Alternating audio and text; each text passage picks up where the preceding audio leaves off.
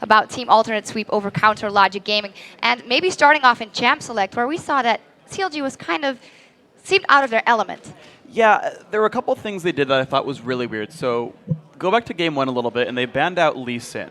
And then they go into the second game, they're like, actually, we want to take away Shyvana, but leave Lee Sin up, which meant they didn't really know it was actually contested with Alternate, because they just leave him back on the table, but they didn't even take away Shyvana the first time around. And then they ban out the Leona, but then leave up Thresh immediately. So they're really just like trading good picks back to Alternate and leaving them to play whatever they want.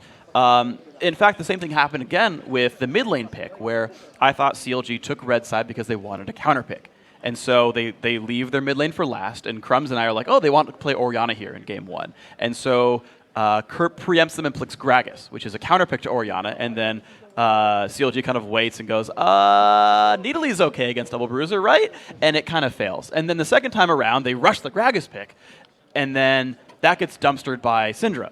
So again, their mid lane counter pick doesn't work. I mean, it's not a counter pick this time around, but again, their attempt to get a good mid lane pick fails both times, and it felt like they didn't quite know what they wanted to do in Champ Select.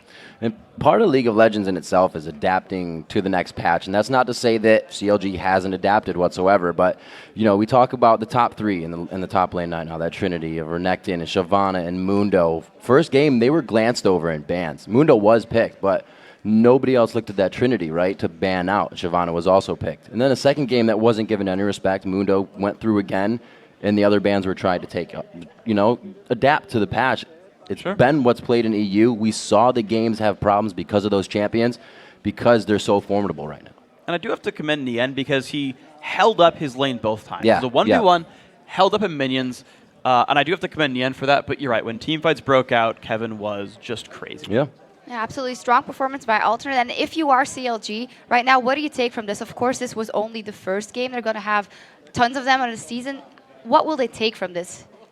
I think number 1, they've got to take some better shape of their lanes, because the only person who held up in the laning phase was Nien.